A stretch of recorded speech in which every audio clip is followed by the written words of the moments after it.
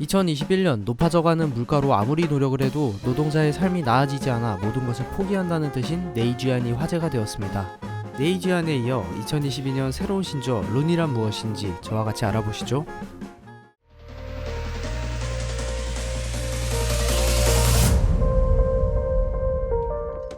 네이지안이란 많은 노동력을 투입해도 1인당 생산성은 오히려 떨어지는 상태를 설명하는 인류학 용어로 아무리 스펙을 쌓고 노력을 해도 치솟는 집값과 불평등한 사회구조는 바뀌지 않는다는 것에 절망하는 중국 젊은 세대의 신조어였습니다. 966이라는 신조어는 아침 9시부터 밤 9시까지 주 6일을 근무하여도 전반적인 삶의 질과 행복감은 갈수록 낮아지고 있다는 말도 있을 정도였습니다. 그 당시 20대 청년이 웨이보에 탕핑이 바로 정이다 라는 글을 쓴 것이 큰 화제가 되었습니다. 이 글을 쓴 청년은 자신이 2년간 안정적인 직장도 없는 상태에서 매달 200위안, 하나로 35,000원으로 생활할 수 있었던 비법을 공개했습니다.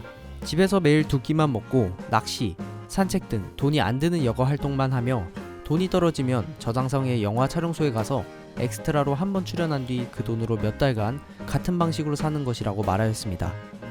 이에 중국 네티즌들은 내가 누우면 자본이 절대 나를 착취할 수 없다. 사회가 험악하니 내가 먼저 누울게. 라는 등 탕핑이라는 중국 젊은이들의 비폭력, 비업주 운동을 지지했습니다. 이에 신화통신은 탕핑은 부끄러운 일, 정의가 아니다.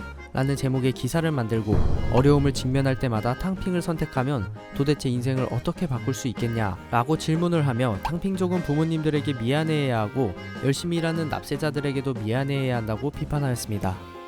하지만 중국 젊은이들은 이에 동의하지 않고 탕핑을 선택하는 것은 자신이 게으르기 때문이 아니라 노동과 그에 따른 대가가 비례하지 않는다 라며 아무리 돈을 벌어도 집값 오르는 속도를 따라잡을 수 없다는 자괴감을 표현하였습니다.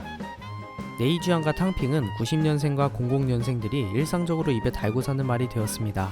또한 과도경쟁과 경쟁에서 탈출이라는 상반되는 중국 사회의 경쟁 과열화로 인해 좌절감을 갖게 되는 중국 청년들의 시대상이 반영되는 단어가 되었습니다. 2022년에도 새로운 신조어가 생겼습니다. 룬이라는 신조어인데요. 중국어의 룬의 병음은 영어의 런과 같은 뜻으로 주변 국가나 동남아로 런해버린다는 말입니다. 예전에는 중국 젊은이들이 국내에서 치열하게 경쟁을 하다 지쳐 탕핑하는 것을 선택하였으나 이제는 해외로 기회를 찾아 런한다는 상황이라고 합니다.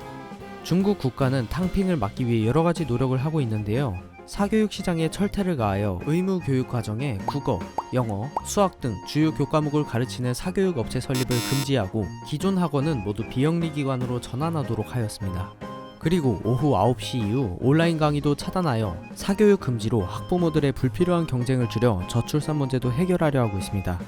중국에는 현재 세계에서 두 번째로 많은 억만장자가 있는 반면 월 수입이 1000위안, 하나로 17만원이 안 되는 인구도 6억 명 가까이 됩니다. 엄청난 속도로 성장 중인 중국이지만 아직도 빈부격차는 심각합니다. 이러한 사회 배경을 바탕으로 중국의 교육산업과 일자리 채용 등 발전해가는 국가정책에 관심을 가져보는 것이 좋을 것 같습니다. 재미있게 보셨다면 좋아요와 구독 부탁드립니다. 댓글과 알림 설정은 저희에게 아주 큰 힘이 됩니다. 이상 리포터 탐이었습니다. 감사합니다.